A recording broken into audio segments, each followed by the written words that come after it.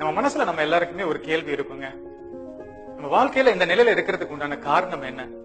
இயற்கையா, கடவுளா, பிரபஞ்சமா, நம்மளுடைய பெற்றோர்களா, நம்மளுடைய முன்னோர்களா, இல்ல நம்மளுடைய செயல்பாடுகளா, இல்ல சமுதாய சூழலா அப்படின்னு. ஒரு சிலர் இப்ப சந்தோஷமா மகிழ்ச்சியா அவங்க மனசுல நினைக்கிறது எல்லாமே நடந்திருக்கலாம். இன்னும் ஒரு சிலர் பாத்தீங்கன்னா நிறைய பிரச்சனைகள்ல, சவால்கள்ல, வியாதியில, பல போராட்டங்களுக்கு மத்தியில இருக்கலாங்க. இதுக்கெல்லாம் காரணம் என்ன?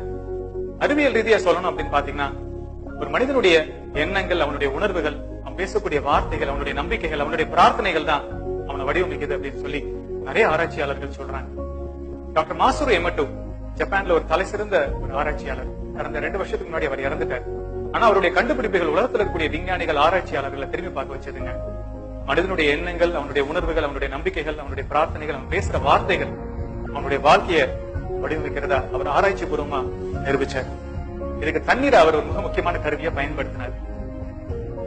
உதாரணத்துக்கு ஒரு கண்ணாடி ஜார்ல தண்ணியை ஊத்தி ஒரு சின்ன காகிதத்துல அன்புன்ற வார்த்தையை எழுதி அதை உள்முகமா தெரியுற மாதிரி ஒட்டினார்.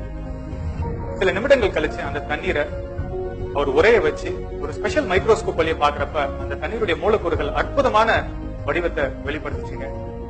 அதே கண்ணாடி ஜார்ல அந்த அன்புங்கிற வார்த்தையை எடுத்துட்டு முட்டாள்ன்ற ஒரு வார்த்தையை அவர் எழுதி ஒட்டினார். சில நிமிடங்கள் கழிச்சு அந்த தண்ணீரை உரைய வச்சு மைக்ரோஸ்கோப்ல பாக்குறப்ப அந்த தண்ணீருடைய மூலக்கூறுகள் வடிவமே இல்லாமல் ரொம்ப கோரமா இருந்திருக்கு.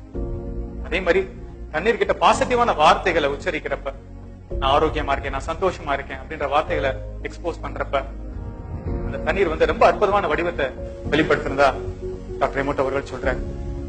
அதே மாதிரி ரொம்ப எதிர்மறையான வார்த்தைகள் தண்ணீருக்கு நம்ம எக்ஸ்போஸ் பண்றப்ப, நான் கவலையா இருக்கேன், நான் சோகமா இருக்கேன் அப்படின்ற வார்த்தைகளை தண்ணீருக்கு நம்ம எக்ஸ்போஸ் பண்ணி அந்த தண்ணீரை வந்து அவரு மைக்ரோஸ்கோப்ல பாக்குறப்ப பாத்தீங்கன்னா அது ரொம்ப வந்து ஒரு கோரமான வடிவத்தை வெளிப்படுத்தினதா டாக்டர் எமோட்டோ சொல்றாரு. அதே மாதிரி நம்மளுடைய எண்ணங்கள், நம்மளுடைய உணர்வுகளையும் தண்ணீர்னால கிரகிக்க முடியுது. தண்ணீருக்கு மனிதனுடைய உணர்வுகளை உள்வாங்கக்கூடிய தன்மை இருக்கு. தண்ணீருக்கு வந்து உணர்வு நிலை இருக்கு அப்படின்ற மிக முக்கியமான ஒரு கண்டுபிடிப்பை டாக்டர் எமோட்டோ அவர்கள் கண்டுபிடிச்சார். ஜப்பான்ல ஃபியூஜிவரா அப்படின்ற ஒரு டேம் வந்து பாத்தீங்கன்னா ரொம்ப துர்நாற்றம் அடிச்சு ரொம்ப மாசுபடிச்சு இருந்திருக்குங்க. அந்த தண்ணீர் சாம்பிள் எடுத்து டாக்டர் எமோட்டோ அவர்கள் உரைய வச்சு ஒரு மைக்ரோஸ்கோப்ல பாக்குறப்ப ரொம்ப கோரமான வடிவத்துல அது இருந்திருக்கு.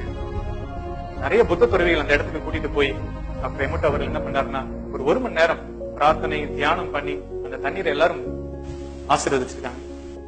அதுக்கப்புறம் அந்த தண்ணீரை டெஸ்ட் பண்ணி பாக்குறப்ப பாத்தீங்கன்னா அந்த தண்ணீருடைய மூலக்கூறுகளை ரொம்ப அற்புதமான வடிவத்தை அது வெளிப்படுத்தினதா டாக்டர் எமோட்டோ அவர் சொல்றாரு. சில மணி நேரத்துல பெரிய மாற்றத்தை அந்த தண்ணீர் கிட்ட பார்க்க முடிஞ்சதா டாக்டர் சொல்றாரு.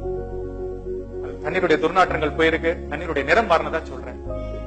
டாக்டர் எமோட்டோ என்ன சொல்றாரு அப்படின்னா, மனிதனுடைய எண்ணங்கள், அவனுடைய உணர்வுகள், அவனுடைய வார்த்தைகள், அவனுடைய நம்பிக்கைகள், அவனுடைய பிரார்த்தனைகள் வந்து அவனை மட்டும் அல்லாமல் அவன் சார்ந்து இருக்கக்கூடிய அந்த சூழலையும் அது ஒரு தாக்கத்தை ஏற்படுத்துதுன்னு சொல்றேன். மனிதனுடைய உடல்ல 70% தண்ணீர் இருக்குங்க. அப்ப நம்ம எதிர்மறையான சிந்தனைகளும் உணர்வுகளும் நம்ம வெளிப்படுத்துறப்ப நம்ம உடல் இருக்கக்கூடிய உறுப்புகளும் அஃபெக்ட் ஆக ஆரம்பிக்குது. அதனாலதான் மருத்துவர்கள் என்ன சொல்றாங்க, நம்மளுடைய வியாதிகளுக்கு முக்கியமான காரணம் சைக்கோசோமேட்டிக் டிசார்டர் அப்படின்றாங்க. அதாவது மன ரீதியா டெவலப் ஆகிறதுதான் வியாதிகள் அப்படின்றாங்க.